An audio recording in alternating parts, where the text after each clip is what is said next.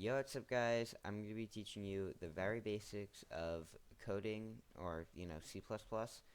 I'm using CodeBlocks IDE. It's a really great IDE. I recommend you guys use it too. Really good for beginners, but let's just get right into the video. So, the first thing you're going to want to do on almost all of the of your programs is pound include Iostream. This is very useful because it allows you to print the command line using, it sounds really cool if you say it that way, but it is really cool actually. You guys will see that once you learn. Namespace std helps with Iostream a little bit. They're really advanced, like aside, but if you use them like this, they're not advanced. They're 2 lines. So if you guys want to learn more about these, I'll link you guys some other person's video in the description. But what you're gonna want to do is you're gonna want to make int main, and basically whatever is in int main is gonna run one time. So whatever code you put in here runs once. So we're gonna use cout, which comes from Iostream, and what it does is well, you see command with the C, command out. So you just print whatever's here. So you guys should probably follow along. You don't really have to, but type in hello world. Awesome. Hello world. Let's see what happens when we run it. Takes a little bit to compile, but we type hello world. Awesome. We did it. We printed to the command line. Right here, I pressed the build and run button. And what that does is it just compiles your program into the state in which the computer can read it, and then it runs it, which, as you saw, made the screen pop up, just like so. Awesome. So, now that we know cout, we should know cin. These right here, I'm going to refer to them as bit shifts, which that's what they are in C++. In regular, like math, they're the greater than less than sign. But you're going to want those, so they're facing in the in direction for cin and the out direction for cout. So that's the really easy way to remember it. But you want to do cin, but nope, you don't want quotes. You need a data structure here. So int bio, right here, will be what we take in. So an integer, is just a number that is a whole number. So you're going to want to take in bio, and whatever you take in becomes bio. That's what we're looking at now. So hopefully when I run this, which I'm pretty positive it will, I've been doing this for a while, but it prints hello world, and then it gives us room to type. So let's just type in that. Now it ends the program because we reached the end. Awesome. Now that we have bio, I'm going to teach you guys about /n.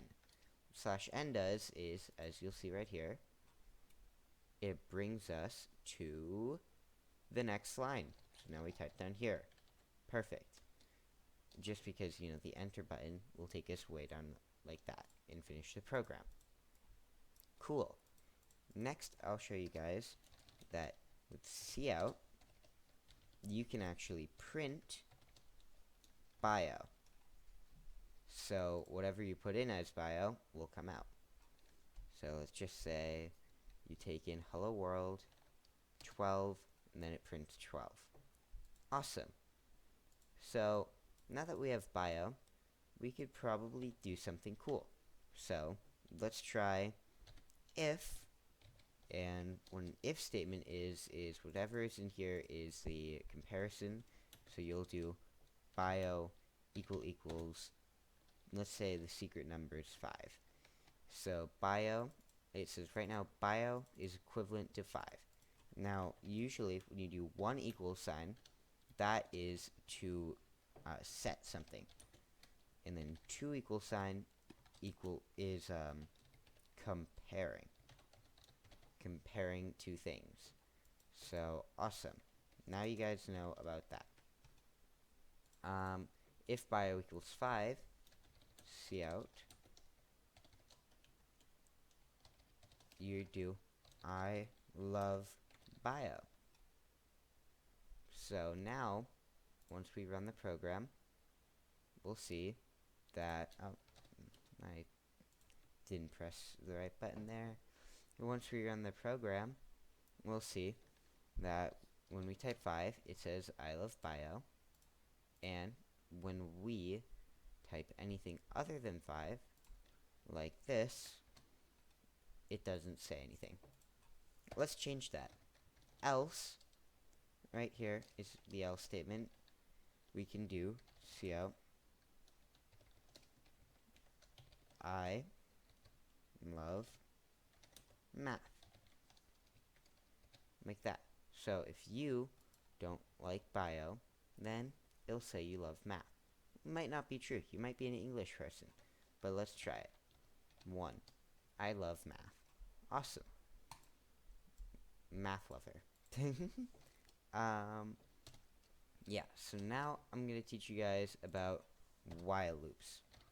While. Basically, while is kind of like an if loop, right? Or not an if loop, an if statement, but while is a loop. So it'll loop everything in here while this is true. So while this is true, we'll say bio, or we'll make a new piece of data. Int looper. Right here at the bottom of our while loop, we'll do looper plus equals 1. Now what this does is it does looper equals, I can't highlight just that. Looper equals looper plus 1. So it just adds 1 to looper. So let's set looper to equal 0, and we'll say while looper is less than 3. So we'll give you guys 3 chances to do, just type in 1 or something else. Now, spelling mistake, oopsies. But let's see what happens when we run it. We get hello world, and then we get to write 1, I love math, I love math, I love math. Awesome. So, as you see, what happens in here loops 3 times. If we take this C in bio and we put it in the loop, put it in the loop, man, let it know. I don't know if that sounds cool in my head. But now we type in 1, I love math, 2, I love math, 3, I love math. Awesome. And then if you guys really want, I'll say 2, 3, 5, I love bio. Awesome. So now we have this. We can make this even cooler. We can say looper equals 3. And instead of saying hello world, we can say you have 3 tries to get the number correct. You have 3 tries.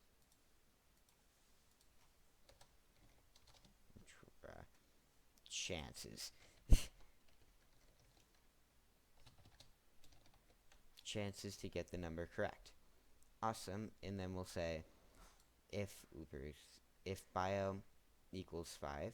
We can even change bio to do guess. If guess equals 5, like this, we can say you got it. And then we'll say else, if it's not equals 5, then you did not get it. And remember, we should probably add the /ns to make it look cool. So we'll run this program and we'll see. Oop, see the issue, guys? Bio was not declared. It's because I changed it to guess. And let's change that. Awesome. Guess. Now, when we run here, we'll say you have 3 chances. 1, 3, 5. You got it. Yay. So, now you guys know the pretty bare basics of C++. You have a cool little number guesser here. The next video will be covering a different topic. And see you then. Ka-chow.